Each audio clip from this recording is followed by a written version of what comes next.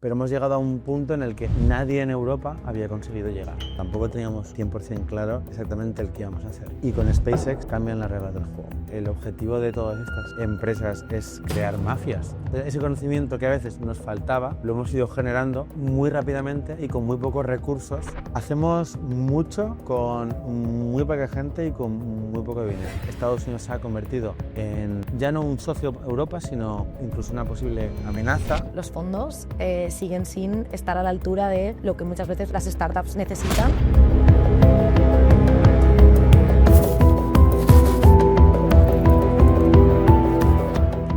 ¿Qué tal? Bienvenido a un nuevo episodio de Inside Tech Founders by Startup Valencia. Hoy tenemos aquí a Francho García, CEO y co-founder de Arcadia Space. Bueno, hoy estamos en casa porque nos conocemos, ¿no? Ya desde hace bastantes años y encima jugamos en terreno conocido. ¿Qué tal? ¿Cómo estás? Muy bien, muy contento de que me hayáis invitado aquí. Además, en un sitio tan chulo como esta zona de Valencia. Sí, encantado. Sí, nada, la verdad es que es espectacular donde estamos en la Marina y todo el proyecto que hay, que antes lo hemos estado comentando. Bueno, la verdad es que preparando el podcast de hoy decía, Arcadia, ¿no? Un poco el decir, la habéis fundado solo hace 5 años, pero entre los founders lleváis más de 35 años de experiencia. Y luego además todo lo que habéis hecho, ¿no? Porque a mí una de las cosas que me gusta es como esa disrupción tecnológica para todo lo que estáis haciendo dentro del espacio, desde la propulsión, la exploración espacial y de una forma sostenible. Y luego todo lo que habéis hecho con grandes también, grandes empresas como MySpace, la colaboración con SpaceX. ¿Qué se siente al escuchar todo esto de un proyecto liderado y fundado por ti? Pues uno se está muy contento. Nosotros al final, cuando empezamos a emprender, la verdad que no, la idea, hay gente que como que lo tiene muy claro. Yo quiero emprender, yo quiero realizar un proyecto personal. Nosotros, o yo por lo menos, nunca había tenido esa sensación. Y el hecho de 5 años más tarde, de una idea en una comida con amigos, que son los fundadores de Arcadia, ver todo lo que hemos conseguido en tan poco tiempo, la verdad que súper contento. Porque ahora luego entraremos en eso, ¿no? Pero antes, puedes explicar como entendible, ¿no? ¿Qué es lo que hacéis? Arcadia es una empresa del sector espacial, eso ya nos pone en un nicho muy pequeñito del mercado, y lo que nosotros hacemos como empresa es desarrollamos motores para que los vehículos espaciales y los satélites se puedan mover en el espacio. Al final, pues como un coche necesita de un motor para poder desplazarse, en el espacio todos los servicios que se proveen desde el espacio necesita el satélite o el vehículo moverse y desplazarse. Y esos motores los hacemos nosotros con la peculiaridad de que típicamente utilizan combustibles tóxicos y cancerígenos, y nosotros tenemos la innovación de haber utilizado combustibles que llamamos verdes, que en este caso es peróxido de hidrógeno oxigenada de mucha más alta concentración, y que con eso podemos producir las mismas prestaciones, pero reduciendo muchísimo los costes. Y hacemos esos motores y vendemos esos motores. Bueno, luego vamos a entrar en un montón de cosas que has explicado ahora de tanto la tecnología, de los costes, de la tecnología, pero cuéntanos, porque vosotros al final venís de PLD Space, también habéis estado en la agencia espacial, has hablado de esa comida, ¿no? Cómo fue un poco todos esos comienzos? Pues fue lo que has comentado. Nosotros tuvimos 5 años, 4 años en PLD. Yo venía de haber estado en la Agencia Espacial Europea otros 4 años. Siempre son 4 años, 4 años. Y ahora ya llevo ya 5, entonces creo que voy a estar aquí en Arcadia muchísimos años. En PLD, digamos que vimos todo el ciclo de una empresa, o por lo menos una gran parte del ciclo de una empresa. Cuando empezamos los 4 fundadores fue el inicio de las contrataciones. Antes de nosotros eran 5 personas y llegamos a ser 50 personas. Entonces vimos muchas de las etapas iniciales de una empresa. Vimos también momentos con dificultades, momentos de hitos muy relevantes, cómo también se consiguió capital de inversores. Y bueno, llegó un momento en el que considerábamos que habíamos cumplido un ciclo dentro de la empresa. Veíamos por un lado una oportunidad tremenda en el tema de la propulsión, pero no tanto en la propulsión de los cohetes, que era un segmento que veíamos ya bastante maduro, sino propulsión ya una vez has llegado al espacio. Y luego, por otro lado, el haber estado en PLD y haber visto lo que habían conseguido unos chavales de Elche en un segmento que pues típicamente está reservado a grandes empresas o incluso grandes países, fue como que nos quitó mucho los miedos, ¿no? De decir, joder, si ellos lo han hecho desde Elche, ¿por qué no vamos a ser capaces nosotros de hacer algo parecido? Y un poco en esa comida pues fue oye, ¿y si nos montamos una empresa? Y a partir de allí, pues nos convencimos de que éramos capaces, de que el equipo que estábamos en esa comida iba a ser capaz de poder hacer algo relevante. Y a partir de allí, pues empezamos a darle más vueltas, a empezar a entender el qué íbamos a hacer y sobre todo el dónde.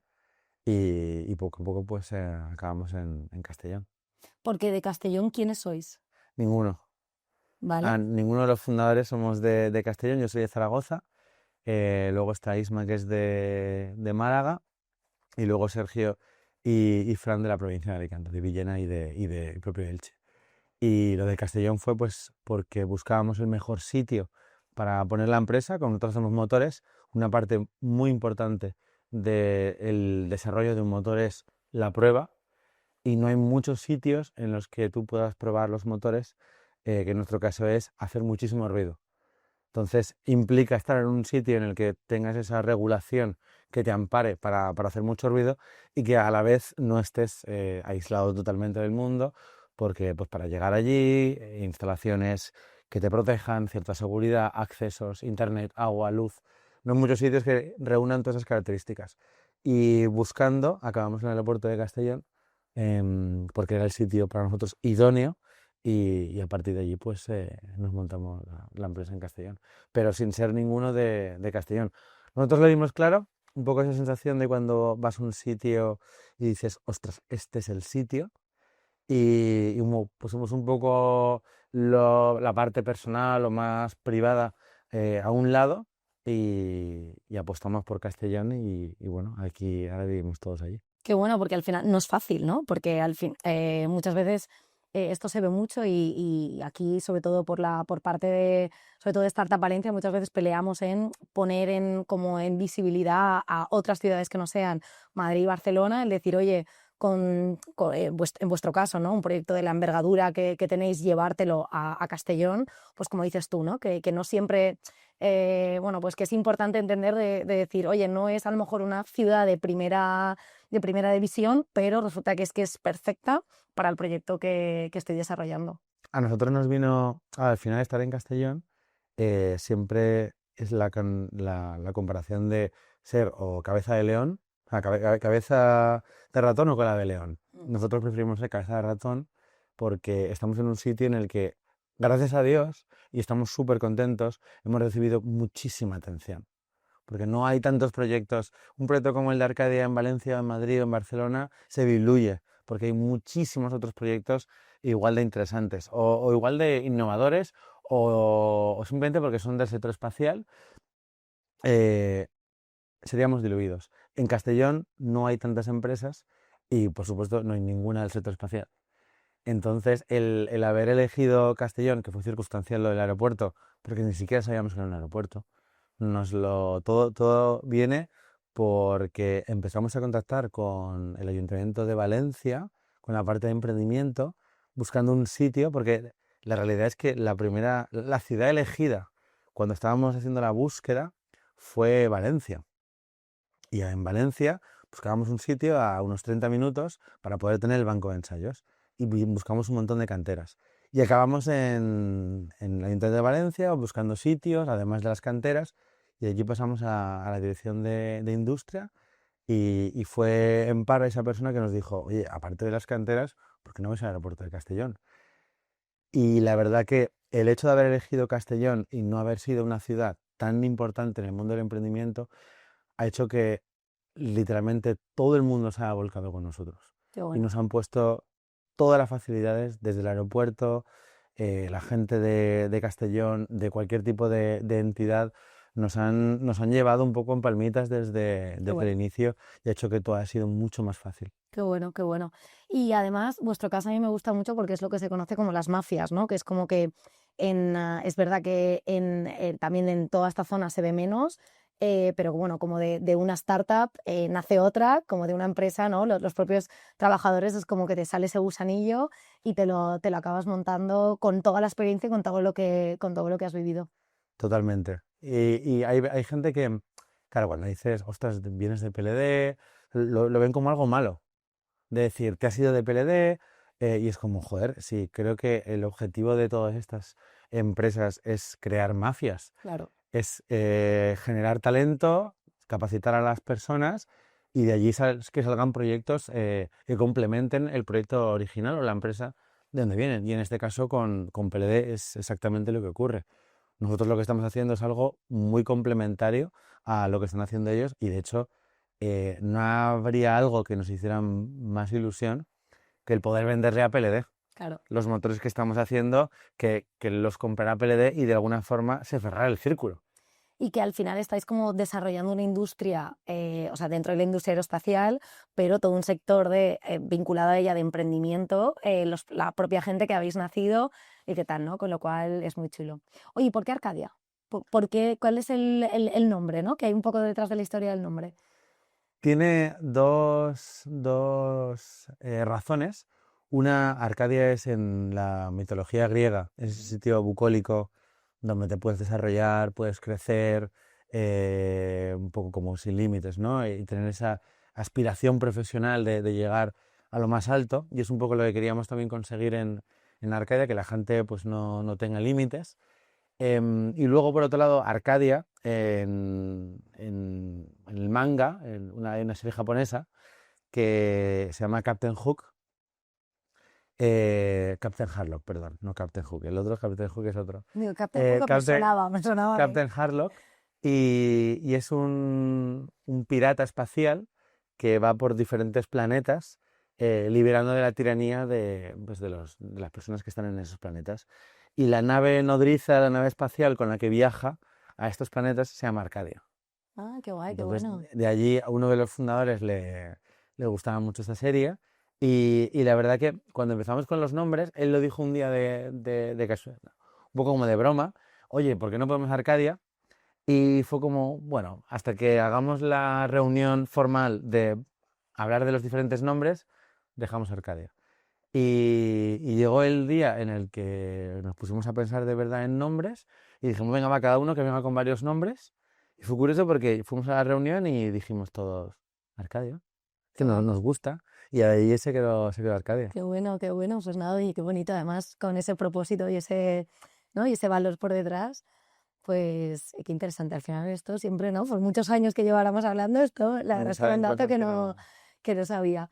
Oye, y un poco ya entrando en materia, ¿no? O sea, la Agencia Europea Espacial os considera o todo lo que habéis desarrollado como el nuevo santo grial, ¿no? ¿Por qué es tan disruptivo todo lo que estáis haciendo?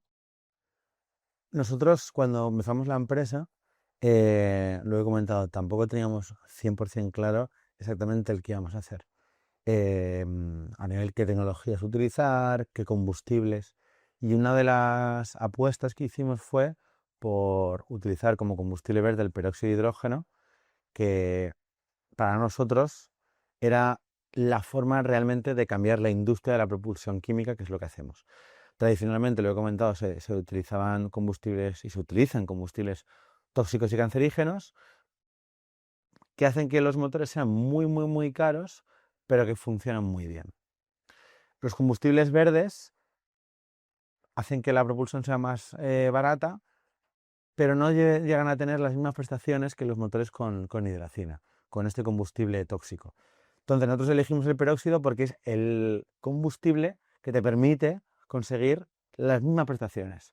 Pero es una cosa que cuando fuimos a la literatura y fuimos a los proyectos que había hecho la ESA, pues estaba un poco a medio camino de desarrollo. Entonces fue una apuesta porque no había garantías al 100% de que hubiera un final en el camino, en el desarrollo de esa tecnología, pero por otro lado el upside era muy alto. Si llegábamos, podríamos conseguir realmente, o podremos conseguir cambiar las reglas del juego, ¿no? Ese cambio de paradigma. Y bueno, obviamente aún no hemos conseguido llegar al final del camino, pero hemos llegado a un punto en el que nadie en Europa había conseguido llegar. A nosotros, Y antes de entrar en esto, tú has dicho que cuando empezasteis todavía no teníais claro qué es lo que ibais a hacer.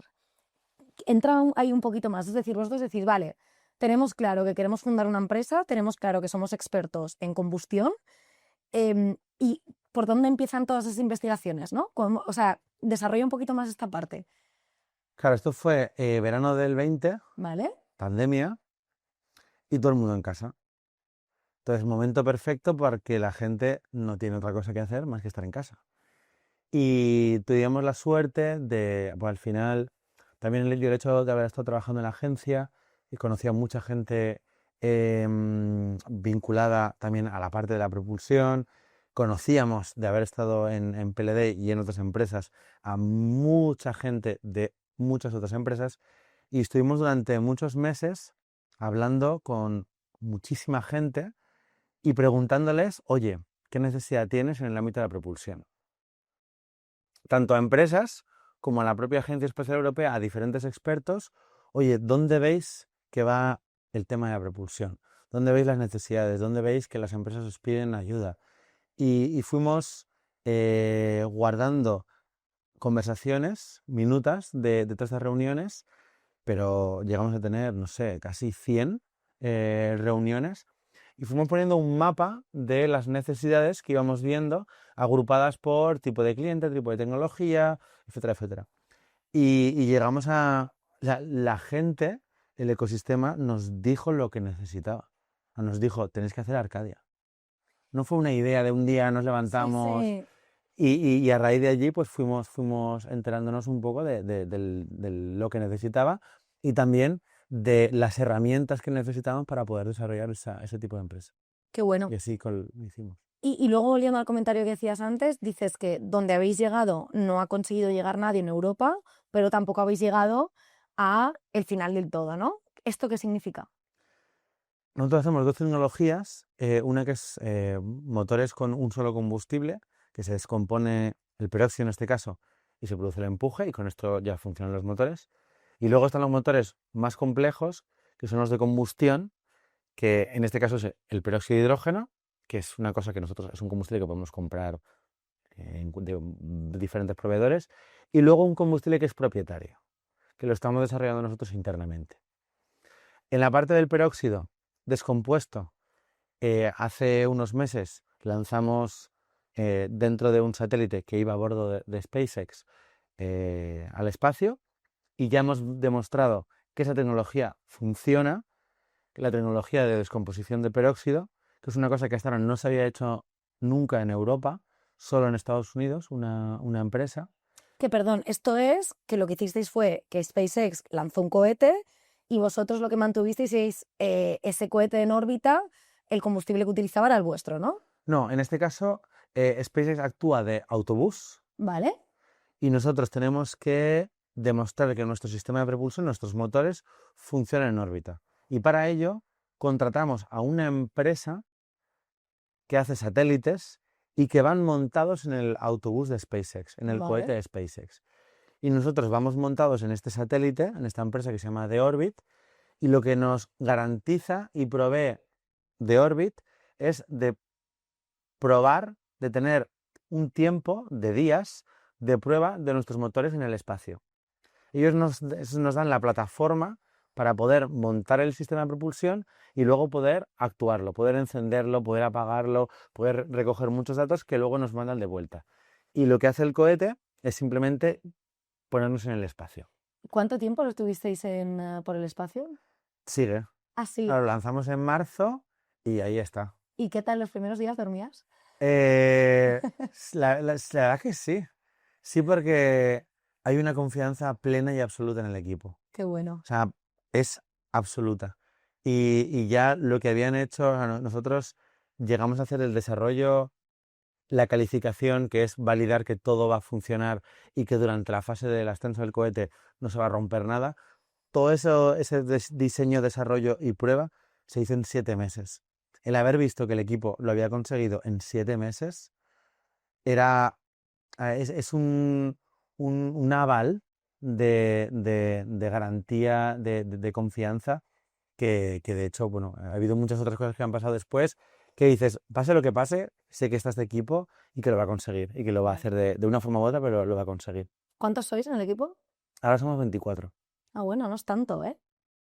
Hacemos mucho con muy poca gente y con muy poco dinero. A la Ya. gente, cuando le decimos lo que estamos haciendo, los contratos que tenemos en paralelo, los proyectos que tenemos en paralelo, se piensa que somos pues casi 50 personas, pero bueno, y de hecho cuando hace muy poquito tiempo no llegábamos a 16 personas.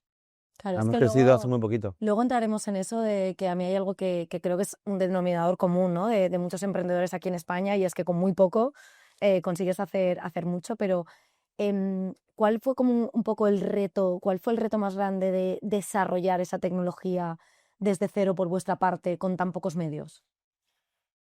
Pues ha habido muchos. Primero, falta de información. A nosotros muchas veces eh, hemos tenido la suerte de que desde la Agencia Espacial Europea nos han ayudado muchísimo.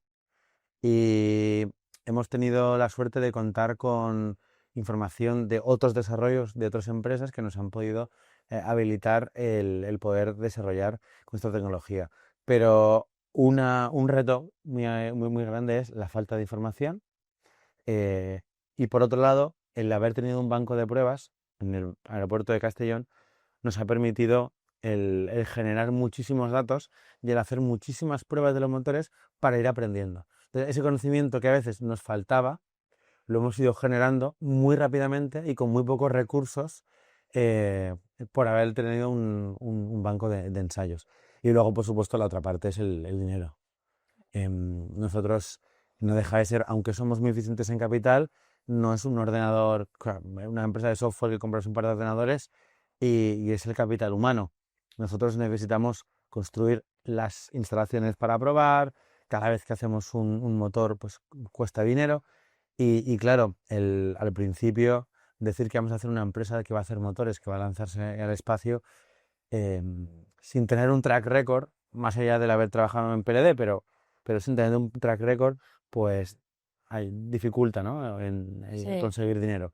Y di que los tiempos para levantar financiación en el sector espacial ahora mismo son mucho más fáciles que 10 años atrás, Ujú. cuando empezó PLD. Pero bueno, esos son un poco las dos retos. Y luego un tercero, el encontrar a gente que en el estadio en el que estábamos y en el sitio en el que estábamos, en Castellón, se viniera a Castellón. Ya, Las primeras contrataciones fueron muy complicadas. ya imagino. Y la parte, ¿vosotros tenéis algún tipo de tecnología patentada? Sí. Muchas de las tecnologías al final provienen de desarrollos sobre todo después de la Segunda Guerra Mundial, que fueron patentados y que ya se han expirado. Entonces ahí no tenemos ningún problema tampoco de libertad de operación. Pero el combustible, he comentado de ese segundo reto tecnológico, o sea, hemos probado el motor monopropelente, un solo combustible, descomposición de peróxido, el que está en órbita. La otra tecnología Me encanta que... porque lo sueltas como si fuera o sea, y eso que algo de química sé, pero que es como que, en fin, que lo que habéis desarrollado ya solo en sí mismo tiene una complejidad muy grande, aunque realmente habéis hecho de algo muy complejo algo muy sencillo, ¿no? ¿No? De decir, oye, los combustibles, todo lo que se utilizaba antes, pero que bueno, que me hace gracia cuando lo cuentas, que parece que sea como, pues nada, eso, agua con gas, ¿no? Más o menos, sí. Em, a ver, lo del tema de la descomposición, siempre lo comento que es como si tú tienes Coca-Cola y una pastilla de bicarbonato y los mezclas y en ese momento se extrae el dióxido de carbono y se expulsa. Del peróxido de hidrógeno exactamente hace lo mismo cuando pasa por la cama catalítica, que es eso, una parte del motor, y se descompone. exactamente el mismo procedimiento. Y un poco luego lo que estaba comentando de la patente, el, el combustible que estamos desarrollando lo que hace es emular las prestaciones de los combustibles tóxicos, que la más importante es la hipergolicidad. La hipergolicidad es un concepto que al entrar en contacto los dos líquidos, peróxido de hidrógeno y este combustible, automáticamente se produce una combustión. No hay una bujía como en un motor de un coche, que entra la gasolina, entra el aire y luego una chispa hace que se produzca la combustión. En este caso, solo al entrar en contacto se produce la combustión. Y eso en el espacio viene muy bien porque para hacer determinadas maniobras, sobre todo cuando vas a hacer una maniobra de acoplamiento, cuando van los astronautas a la Estación Espacial Internacional, o tienes esa velocidad de reacción, ese control, o vas a tener muchos problemas, ¿no?, a la hora de hacer estas maniobras. En el ámbito de los combustibles verdes, no ha habido nadie hasta ahora que haya conseguido la hipergolicidad en los motores con combustibles verdes. Y nosotros queremos ser los primeros. Y estamos desarrollando nuestra propia fórmula de la Coca-Cola para este combustible hipergólico que sea verde, además, que pueda utilizarse con el peróxido de hidrógeno. Y esto es un desarrollo que llevamos ya varios años, nos ha ayudado también la Agencia Espacial Europea, tenemos varios contratos con ellos, nos han ido también guiando qué podríamos hacer, qué no podríamos hacer, y patentamos, mandamos la patente en diciembre y estamos ahora un poco en ese trámite, en ese proceso con la Oficina de Patentes. Y claro, porque vuestra patente la necesitáis que sea a nivel internacional. No os Sí. vale que bueno, que eso también es una buena, ¿no? Es una movida también la parte de las patentes de si en Estados Unidos la regulación, en España, en no sé qué, en Europa. Bueno, en fin, todo eso me imagino que estaréis súper asesorados, pero cuando acabe el proceso seguro que también tienes que contar ahí muchas Sí, historias. y es un poco tedioso, porque hay como un montón de pasos, y luego como vas como en los videojuegos, vas desbloqueando pantallas, desbloqueando países, o mejor dicho, bloqueando países. Nosotros hemos empezado por tener una familia de patentes, la que cubre toda Europa, y luego sí que es verdad que vamos a ir en función de los mercados, porque al final nosotros la tecnología la hemos patentado no tanto por el monetizar luego esa propiedad intelectual, sino sobre todo para defendernos o para protegernos en el caso de que alguien haga algo parecido, decir, oye, nosotros ya tenemos nuestra patente, no nos vas a bloquear, porque es un poco el riesgo que veíamos. Y eso lo iremos haciendo también en diferentes países, pues para que no nos puedan bloquear o para que podamos protegernos de si alguien nos dice algo, decir, oye, que esto está aquí patentado, que no tenemos ningún problema. Porque en la carrera aeroespacial, Estados Unidos, China, o sea, lo que desde el público general no puede aparecer, Estados Unidos, China y Rusia, ¿no? O sea, es donde está todo. Y ahora también la India. Y dentro de un tiempo, porque están haciendo también una inversión tremenda, Japón. Pero sí, principalmente Estados Unidos, como supremacía total. China cada año va creciendo y se va acercando más a Estados Unidos. Y Rusia siempre ha sido una potencia, pero es verdad que ahora mismo con todo el tema pues de la guerra y Ucrania, etcétera, etcétera, no ha podido seguir desarrollando tecnología a la misma velocidad que, por ejemplo, lo está haciendo Estados Unidos o lo está haciendo China. Y luego India en los últimos años ha crecido y muy rápidamente, y Japón también. Esos son un poco los... Y Europa, desafortunadamente, que ha sido siempre la tercera, cuarta potencia, se está quedando muy relegada. Está quedándose muy atrás en muchos segmentos de la industria espacial, se está quedando muy atrás pues Falta de realmente medios, regulación. quizás por regulación, quizás a veces por no haber invertido tanto como otros países, y también por el haber considerado que, como en su momento, en muchos segmentos, éramos los reyes. Por ejemplo, en el ámbito de los lanzadores, en los cohetes hubo un momento en el que principalmente el 50% de la cuota de mercado la tenía Europa. Y, y pasó de esa situación a que SpaceX ahora tiene el monopolio absoluto en el mundo. Entonces creo que muchos segmentos consideramos que éramos los mejores, y nos hemos un poco dormido en los laureles, y ahora mismo pues nos toca otra Correr vez un poquito. volver otra vez a innovar y a coger ese testigo. Qué bueno. Oye, y al principio hablábamos también un poco de que ahorráis a las empresas que colaboran con vosotros, les ahorráis millones, ¿no? ¿Cómo funciona eso? ¿Por qué? ¿Dónde está la clave? Tenemos como dos razones por la cual ahorramos muchísimo, reducimos muchísimo los costes en comparación a los motores tradicionales. Por un lado es el hecho de que somos capaces de desarrollar la misma tecnología de una forma mucho más eficiente. Aquí nos ayuda mucho el estar en Castellón y el estar en España.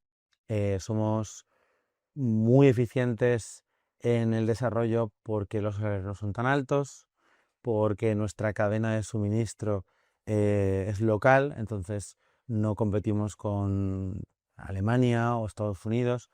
Ya solo el capital humano, pensad que los ingenieros eh, cobran hasta 4 veces más en Estados Unidos que no en Castellón, sino en España Sí, o o incluso en incluso a Europa. veces en Europa, para hacer el mismo tipo de motor. Más luego toda la industria auxiliar de fabricación en Estados Unidos. Entonces, ya solo por el hecho de dónde estamos, tenemos una ventaja competitiva espectacular. Además que como empresa pequeña podemos ser mucho más eficientes en el desarrollo. O sea, podemos reducir muchísimos los costes ya solo en el desarrollo del sistema. Pero además, y eso es un poco lo que cambia el paradigma, es que el combustible, como es verde, las operaciones de llenado del tanque, o sea, nosotros, todos los satélites, todos los vehículos espaciales, hay una parte final del proceso antes de llegar al espacio, que es, hay una operación de llenado del tanque de combustible. Y tenemos que ir con una especie como de pequeñas gasolineras a la base de lanzamiento y hacemos el llenado. Esa operación en el mundo de los combustibles tóxicos, ya sea un tanque muy pequeñito, o sea, un tanque muy grande, la operación de llenado va de medio millón a 2, incluso 3 millones de euros. Solo esa operación. Además del propio coste del sistema. Nosotros ya hemos validado, de hecho es un poco lo de ser pioneros en Europa, esa operación de llenado con nuestra pequeña gasolinera que nos hemos llevado a Estados Unidos, a la base desde donde lanza SpaceX, que nos han hecho ya todos esos checks de validación de que podemos llevar ese dispositivo, esa gasolinera, y podemos hacer esas operaciones. Y todo eso lo hemos demostrado con un coste inferior a 50.000 euros. Pues claro, la reducción de coste de 1 millón a menos de 50.000 euros Y eso es una barbaridad. es un cambio, es un cambio. Entonces ahí es donde podemos reducir muchísimo los costes y son del orden de millones de euros. Qué bueno. Y en este proceso de toda la reducción, de daros cuenta, o sea, ¿cuál fue un poco toda la experiencia? Porque yo me imagino, y de nuevo, ¿no? Vuelvo un poco a cuando lanzasteis ese cohete o mandasteis toda la preparativa a SpaceX. ¿Vosotros estuvisteis allí? ¿Cómo fue el vivirlo? ¿Qué tal esa experiencia? Nosotros, bueno, el momento del lanzamiento estábamos invitados a verlo. En este caso fue la base de Vandenberg, que está en California, pero no fuimos por querer ver el lanzamiento todo el equipo juntos. El equipo. Porque al final eran solo 2 personas que podían irse y bueno, ahí decidimos no va a haber, o sea, solo va a haber un primer lanzamiento de Arcadia, pero esperamos que haya muchos lanzamientos de Arcadia, entonces bueno, ya nos darán la oportunidad y iremos en otro momento. Y luego el momento en el que parte del equipo se fue a Vandenberg, pues lo cuentan. Yo no pude ir porque yo ya no estoy en nada técnico, pero todo el equipo técnico que fueron 3 personas, nos dijeron que era espectacular. Primero por las instalaciones que tienen, segundo por el hecho de que desmitificas mucho SpaceX, Ya. porque al final, pues bueno, estás Es con una empresa ellos, más. es una empresa más. También hablaron muy bien de lo buenos técnicamente que son, de lo tolerantes y de lo flexibles que fueron a la hora de acomodar todas nuestras operaciones. No sé, dijeron que fue una experiencia a nivel ingeniería muy bonita, pero luego por otro lado desmitificas, ¿no? Que bueno, son gente pues como podemos ser nosotros.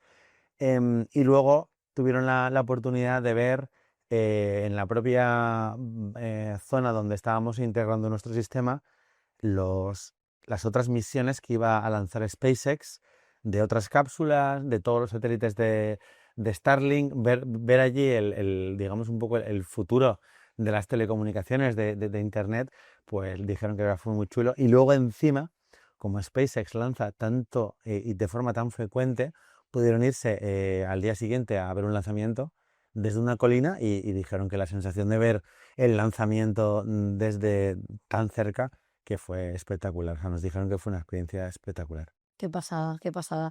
Y creo que dice un montón de vosotros, ¿no? El hecho de que, bueno, pues de que hayáis decidido compartirlo y vivirlo en casa y no vivirlo y no, bueno, ¿no? Porque a lo mejor uno puede pensar, oye, pues es el primer lanzamiento, me voy a vivirlo a Estados Unidos y bueno, ese nombre de Arcadia realmente lo habéis cumplido porque una cosa es decir misión, visión y valores y luego realmente el que eso aplique. Así que enhorabuena. Tú hasta ahora, ¿cuál dirías que ha sido tu mejor y tu peor experiencia dentro de Arcadia? Ostras, peor experiencia. ¿Cómo es la mente que te he dicho mejor y peor y te ha sido primero la peor? No, es que, es que casi no tengo. O sea, de hecho, tenemos una. Se está empezando a convertir en una coña y no me hace gracia, porque realmente no es para hacer gracia. Los inversores les decimos siempre, con tanto en los. No consejos, porque no tenemos un consejo, pero sí reuniones frecuentes, o comidas con algunos, o llamadas. Y nos han llegado a decir, dinos las malas noticias. Y decimos, es que no tenemos. O sea, hemos tenido problemas, obviamente, nos han salido las cosas cuando no queríamos, ha habido contratos que igual no han salido, pero cosas gordas no hemos tenido. Y siempre les decimos, va a llegar un momento en el que va a venir una mala noticia Y no vais a estar acostumbrados. y no estáis acostumbrados. Y esperemos que tengáis la tolerancia como joder, cuando nos den tortas, saber aceptarlas. Pero nos o sea, nos han llegado a decir, pero ¿y la mala noticia? Porque solo nos decís buena noticia. Entonces, una mala experiencia, no he tenido, Qué bueno. no he tenido malas experiencias. O sea, Bueno, de también momento quizás sea no. tu forma de ser, de que hayas vivido, porque seguro que han habido momentos duros, pero que le hayas sacado, ¿no? Ese lado bueno y ese lado de decir, bueno, pues, ¿no? De, oye, pues desde, yo qué sé, las renuncias de iros a vivir a otra ciudad, no sé qué, que tú luego lo veas desde ese lado positivo. Pero lo que te digo, estoy segura que en estos 5 años habéis tenido súper malas, normal, ¿no? De decir, oye, o problemas de gente, lo que sea, pero que por vuestra forma de, No de sé, ser ¿eh? No, también le ha... o sea, por ejemplo, he tenido vivencias en empresas pasadas peores que lo de Arcadia. Ya, Por bueno, eso, por eso que bueno, pues eso sí que da, eso, la verdad es que cuando se escucha esto es como, joder, voy a emprender, ¿no? Es decir, que es cuando te entra esa parte de, bueno, de poder crearlo tú y sí, te van a venir malas, pero por lo menos es tuyo, ¿no? y luego ¿Y la mejor cuál sería? O de las mejores, porque luego también tendrás muchas. la mejor, yo ahora recordaría dos. Una fue el vuelo, el día del lanzamiento. Ese fue un día, porque claro, además nos juntamos en las oficinas. Bueno, hay una zona de abajo en la Universidad de Jaime I en Castellón. Juntamos a toda la gente de Castellón, porque también tenemos inversores, amigos, y compramos horchata, compramos pilotes de frares, que son unas pelotas típicas de Castellón, compramos churros, a toda la gente que tenemos extranjera, pues Y cocas, ¿no? Espero que compráis y las cocas cocas. también, y Las cocas cocas de también, Castellón cocas están también. espectaculares. Sí, sí, sí, sí, sí.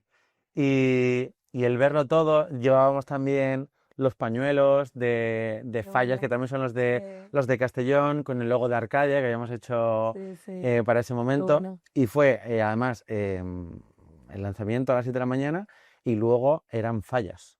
Entonces nos vinimos aquí, bueno, yo me vine aquí para seguir celebrándolo.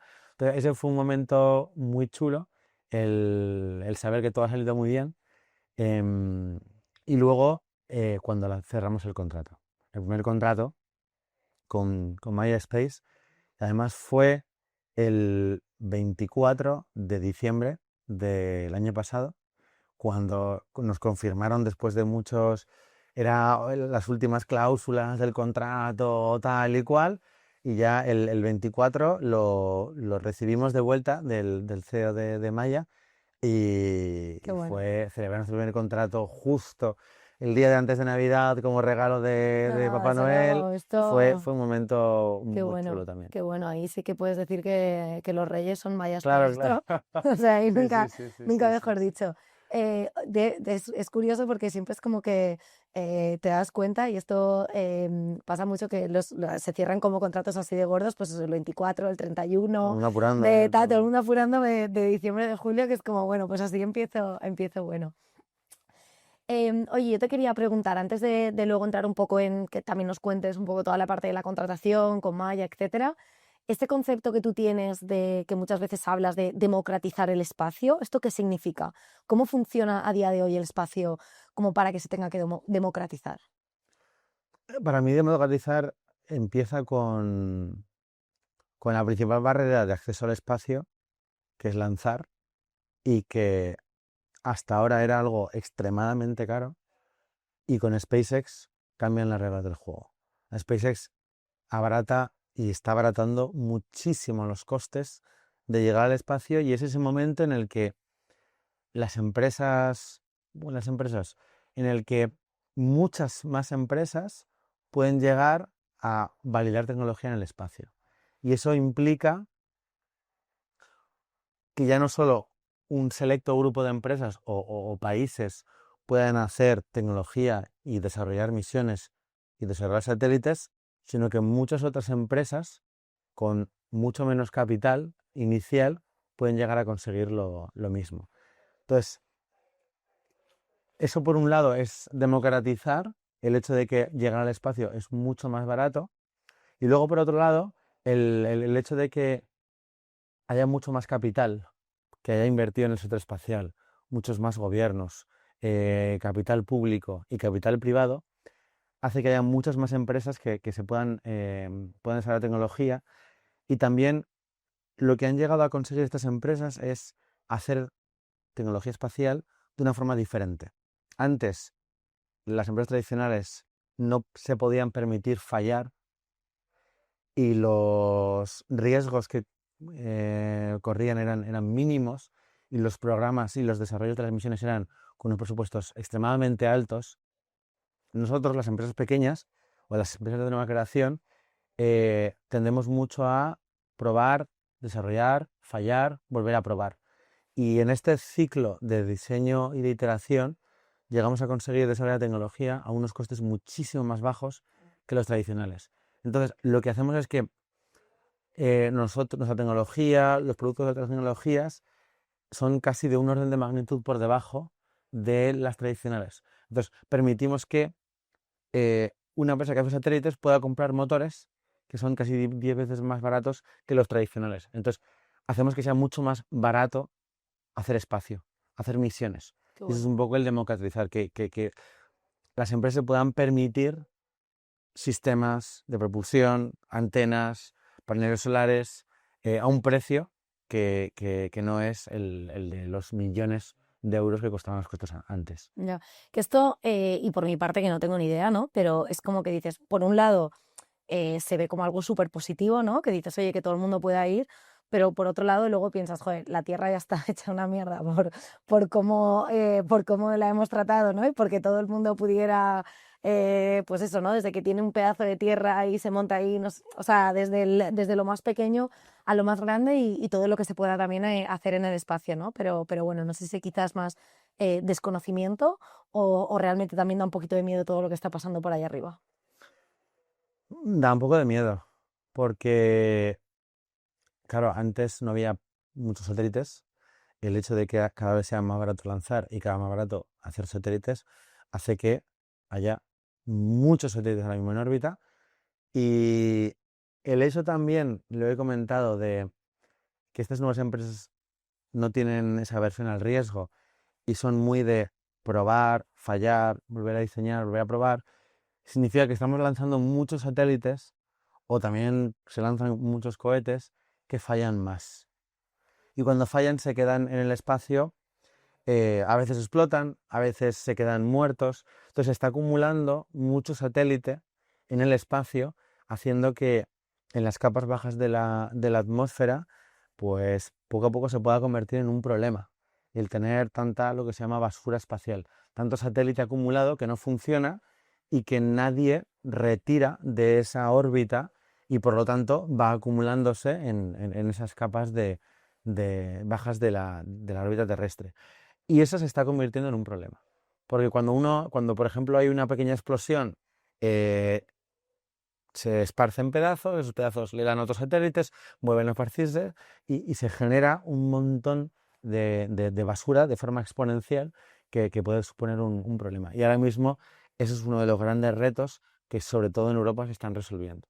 El cómo poder hacer el uso del espacio más sostenible y cómo no acumular basura espacial. Y una de las reglas que están cambiando es, ahora mismo, pues quieren que todo satélite que se lance tiene que tener mecanismos para, una vez ha terminado su misión, que se retire. O bien con propulsión, que nos viene muy bien a nosotros, o bien, por ejemplo, pues pagar un canon para que haya un satélite que lo retire y lo reintegre en la atmósfera. Y no deje, o sea, y deje un espacio libre para un siguiente satélite. Qué bueno, interesante. La verdad es que, bueno, seguro que salen ahí un montón de proyectos nuevos, pero también ahí, claro, la colaboración internacional es imprescindible. ¿La situación geopolítica actual os afecta? ¿La llegada de Trump en Estados Unidos, Europa, Inglaterra, China, lo veis como un posible hándicap para vosotros o no ha llegado a nivel operativo? Es tiene las dos partes. Tiene cosas buenas y cosas malas. Cosas malas, Estados Unidos es el principal mercado accesible que tiene el sector espacial, o que tenemos nosotros. No podemos venderle a China, no podemos venderle a Rusia, a la India también tiene un ¿Por mercado qué no podéis doméstico. vender? Porque no, ellos compran y venden al nivel doméstico. Ya, China tiene una capacidad interna y un mercado interno tremendo, sí. entonces no, son mercados no accesibles. Sí, como Sí, autosuficientes y vale, y la India muy parecido. El segundo gran mercado podría ser el sudeste asiático, bueno, y sobre todo Corea del Sur y Japón serían los dos mercados asiáticos más relevantes. Y luego tendremos Estados Unidos. Estados Unidos es un problema por todo el tema de los aranceles, por todo el tema de impulsar mucho la industria nacional. Entonces, no nos lo van a poner, o creemos que no nos lo van a poner fácil para vender desde Europa, a no ser que nos vayamos y nos implantemos en Estados Unidos, que es una opción. Pero por otro lado, el hecho de que ahora mismo Estados Unidos se ha convertido en ya no un socio a Europa, sino incluso una posible amenaza, el hecho de que Europa haya despertado y haya dicho no me puedo ni siquiera fiar de Estados Unidos como aliado y tengo que tener independencia total y absoluta de muchas tecnologías, hace que se estén empezando a incrementar muchísimo los presupuestos y que tecnologías como la nuestra, que son críticas, la tecnología de propulsión es crítica, sobre todo en el ámbito de la defensa también, haga que haya muchísimo dinero y se esté creando un mercado interno europeo muchísimo más grande que el que existía tradicionalmente. Entonces, creo que la ausencia o la reducción del mercado que podamos tener en Estados Unidos se va a compensa. compensar con el europeo. Entonces, creo que en la balanza te diría que Estáis incluso un ahí. poco, incluso un poco mejor. Bueno, sí, ojalá no llegue a estallar, ¿no? Todo lo que parece ahora que está así a punto de estallar y que luego realmente esto haga que Europa crezca y que se mantenga Estados Unidos. Bueno, a ver, y yo una de las cosas que para mí era como clave preguntarte, es decir, o sea, lleváis 5 años, verano 2020, estamos a verano 2025. em, Habéis conseguido todo lo que habéis conseguido, habéis lanzado ya al espacio, estáis desarrollando nuevos productos, bueno, ahora luego nos contarás toda esa parte. Estáis contratando a gente súper buena, ¿no? El nuevo Sales Engineering que tenéis, en fin, estáis haciendo como mucha cosa muy potente. ¿Y cuánto capital habéis levantado? ¿Público o privado? O Privado. las dos. Sí, los dos. En torno a... No llega casi a 4 millones de privado y 4 público. O sea, no mucho. Yo o sea, aquí es un tema que aquí sí me apetece que nos metamos como súper en profundidad, desgranarlo, porque sí que, bueno, pues sé que tenéis a inversores como Draper, etcétera, un poco del ecosistema que también que os han acompañado, etcétera, pero en este sentido lo conectamos con la eficiencia que hablábamos antes, ¿no? Es decir, es que un emprendedor en general en España es mucho más eficiente con el capital que otros emprendedores en cualquier otra parte del mundo, ¿no? Que esto habla muy bien del emprendedor y habla muy mal del capital que hay en España.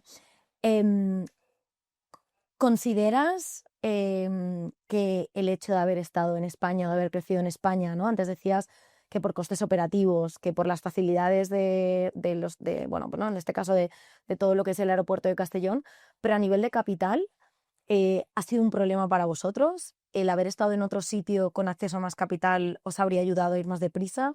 ¿Cuál es un poco toda esta visión? Hubiera hecho que hubiéramos ido más deprisa, pero honestamente no sé si muchísimo más. O sea, sí que es verdad que en Estados Unidos nos hubieran dado el dinero mucho antes, pero también hubiéramos necesitado más dinero para hacer lo mismo, solo por el hecho de que todo es Todo es más caro. mucho más caro. En España, concretamente, el deep tech y el hardware está muy mal visto. No hay cultura de invertir en hardware, en CAPEX. Entonces, nos ha costado mucho. Yo diría que ha sido una de las cosas que más nos ha costado. Y yo creo que esto es común a todas las empresas de deep Sí. tech o de espacio. Si hay alguna cosa o alguna dificultad o algún reto de las que siempre hablan es la financiación, por encima del propio reto tecnológico. Que es curioso, ¿no? Porque todos los inversores ven, uy, esto es mucho riesgo. Nosotros el riesgo lo vemos en levantar, no tanto en levantar el dinero, sino en levantarlo cuando queremos, Claro, cuando hace falta. cuando hace falta. Y no tener que estar retrasando y siempre ajustando los presupuestos y reduciendo la velocidad. Nosotros siempre os decimos a los inversores, para nosotros esto es la gasolina. Cuanto más gasolina nos dais, más rápido podemos ir. Si no nos dais dinero, no vamos a ir tan rápido. Claro. Entonces, y es un tema para nosotros de coste de oportunidad. Si nos das más dinero, vamos a ir más rápido y nos vamos a posicionar antes. Y yo creo que el haber valado, siendo los primeros en Europa, ha reforzado nuestro mensaje, ¿no? De con dinero, cuando toca, podemos ir muy rápido y podemos al final llegar antes que el resto. Entonces, a ver si ahora en la Y siguiente ronda nos a vuelve ver, a... ahora es verdad que estáis en el momento dulce, ¿no? Es decir, oye, ya lo he conseguido, ya tal, ¿no? Pero ¿cómo llegamos? ¿Cuál es vuestro punto de escalabilidad? Es decir, vosotros estáis en un momento en el que dices, es que yo con más capital voy a ser capaz de hacer mucho más. O yo ahora estoy en un momento en el que ese capital lo tengo que invertir en producto y cuando tenga, o sea, o ambas, ¿no? ¿Cuál es un poco? ¿Es un tema de ventas? ¿No es un tema de producto? ¿Es una combinación de ambas? A nivel producto, nosotros típicamente lo financiamos con dinero público. No suele entrar capital privado para Cuando dices dinero público, ¿a qué te refieres? principalmente Agencia Espacial Europea ¿Vale? y luego toda ayuda local de CEDETIS, ENISAs, ENISAS, IVFs, IVFs. Cineotex, todo. Exacto, que lo tenemos todos. O sea, todo lo Sí, check, todos los nos lo han checks, dado ¿no? todo. Y entonces toda la parte de producto la solemos hacer con ayuda, con capital público, que se financia muy bien, ¿no? La I+D. Y luego la parte privada suele ser más crecimiento. Y de hecho, en la siguiente ronda, el reto es pasar de ser una empresa de I+D a una empresa operativa que vende de forma recurrente y que ya tiene cierta capacidad de fabricación interna. Entonces tenemos que transicionar y hacer ahora mismo crecimiento de equipo en el ámbito operativo, fabricación, calidad, todo el tema de procesos internos, ventas, desarrollo de negocio, todo eso, crecer ese área y luego también la parte de capacitación interna para fabricar y para poder producir al ritmo de crecimiento y a la cadencia que queremos y que nos va a demandar el mercado. Entonces, en la parte de crecimiento ahora va sobre todo y de diferenciación va sobre todo ligado a crecer en el ámbito operativo y transicionar como compañía. Y volviendo un poco a la parte de inversión, vosotros aquí en España os habéis acercado a VCs, ¿no? Mm. A todo VCs, o sea porque claro, no hay compañías que estén invirtiendo en esto, ¿no? Que a diferencia de otros sectores, ¿no? En España no está tan desarrollado y tampoco ni private equity, ni capital, ni family office, todo ha sido a través de VCs. Tenemos Family Office. Bueno, tenemos un Family Office de Valencia y luego tenemos a un grupo de empresarios de Castellón que, que nos han invertido bastante entre ambos y además los de Castellón nos ayudan muchísimo, ¿no? Con todo lo que sean cosas de la provincia de Castellón, nos ayudan muchísimo. Y luego también tenemos VCs. Y en este caso es Draper a nivel local, además en Valencia. Nos viene muy bien estar en el ecosistema. Y luego tenemos un fondo que es de espacio, específico de espacio francés, que también nos viene muy bien porque el principal mercado europeo está en Francia, nuestro primer cliente es francés, nuestro segundo cliente probablemente también sea francés. Entonces nos ha venido muy bien que el fondo sea francés. Pero hemos estado hablando con fondos tanto nacionales como internacionales y también ha habido ya algún private equity o fondo de growth que se nos ha acercado pues un poco para también entender, ¿no? el punto en el que estamos, el crecimiento al que aspiramos y las diferentes etapas, pues un poco, me imagino, para tenernos en el radar. Vale, y por tu parte, ahora mismo si tuvieras cuando tenéis planteado levantar ronda ahora, ¿De qué final de año queremos cerrar una ronda? y si podéis vais a elegir capital español o extranjero, Si podemos, los dos. si podéis los dos. Sí. Vale, bueno, Siempre ya. está bien tener una parte nacional. También desbloquea temas de inviertes, con CEDET Invierte, que pueden invertir hasta 15 millones. Entonces, tener esa parte nacional está bien. Y luego, siempre, ¿no? Es más cercano.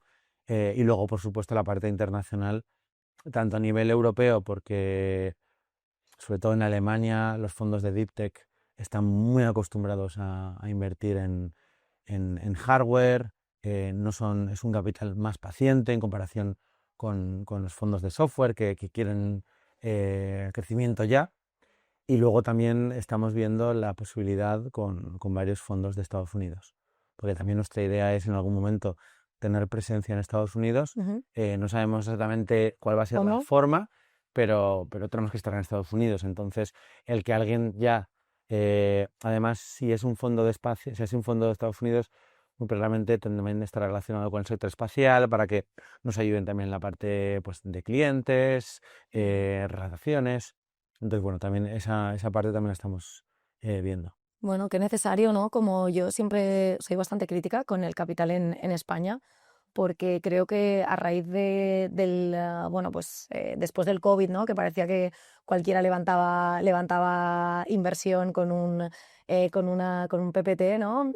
Luego es verdad que cuando volvieron a subir los tipos de interés, el capital dijo adiós a las startups, hubo también como grandes caídas. Y creo que el emprendedor sí que se ha sabido profesionalizar muy bien y ha sabido entender, de decir, tengo que solucionar problemas reales, tengo que tener ese EBITDA positivo lo antes posible, ¿no? Y ha retrasado ese momento de pedir inversión, pero tengo la sensación de que los fondos siguen sin estar a la altura de lo que muchas veces las startups necesitan. Proyectos como el vuestro, que es decir, oye, ¿no? Está claro que tiene muchísimo riesgo, pero luego las proyecciones son increíbles. Pues la verdad es que el tiempo vuela, llevamos aquí ya una horita, pero sí que me gustaría un poco cerrar con proyecciones, cuáles son esas aspiraciones para Arcadia estos próximos años. Y bueno, esto sabemos de que lo que decías tú antes, ¿no? Decir, joder, no quiero que sean todo, acostumbrar a que sean todo buenas noticias, porque seguro que pasan cosas, pero bueno, ¿no? Con toda esa ilusión y con todo lo que tenéis, ¿cuál es esa proyección a futuro? Nosotros siempre decimos que queremos ser la empresa de propulsión referencia en Europa. Tenemos la empresa a la que queremos aspirar, que se llama Aren Group, es la empresa más grande de Europa de propulsión, la que hace también los cohetes en Europa. Y siempre decimos que vamos a ser el nuevo Ariane Group. em, que antes podía ser algo aspiracional, pero que empieza a ser algo, que podría ser algo real. Maya Space es una filial de Ariane Group. Ariane Group era los que hacen el cohete Ariane 6 que es y el Ariane 5. El Ariane 5 es el cohete que he comentado antes, que tenía el 50% de mercado a nivel europeo, a nivel nacional, perdón, mundial. Y es esa empresa que tiene una división gigante de propulsión, y nosotros queríamos convertirnos en esa empresa. El hecho de que Maya, que es una filial, nos haga comprar los motores a nosotros y no a su propia empresa madre, que hace cosas muy similares y que tiene proyectos internos de peróxido de hidrógeno, pues empieza a decir que nos metemos en una liga en la que la gente empieza a confiar en nosotros y no en empresas ya establecidas. Y ahora tenemos en el horizonte, en los próximos meses, dos potenciales contratos que, si los cerramos, competimos directamente con las dos grandes empresas de Europa de propulsión. Bueno, Y son dos empresas, pues, muy, muy grandes. Entonces, si lo conseguimos, vamos a estar ya en el camino de convertirnos en esa empresa qué guay, Ariane Group. Así qué que espero bonito, que así me veo en unos años, qué esa bonito. referencia. Pues nada, y para cerrar, si tuvieras que dar un consejo, ¿cuál sería?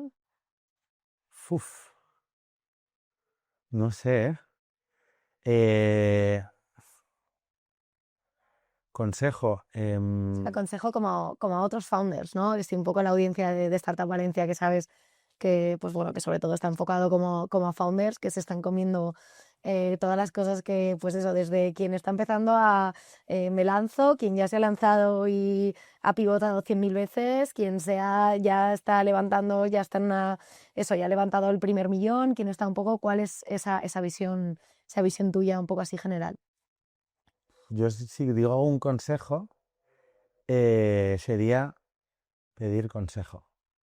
Y suena un poco raro, ¿no? Pero creo que nosotros hemos tenido mucha suerte y también hemos tenido esa habilidad de escuchar muchísimo.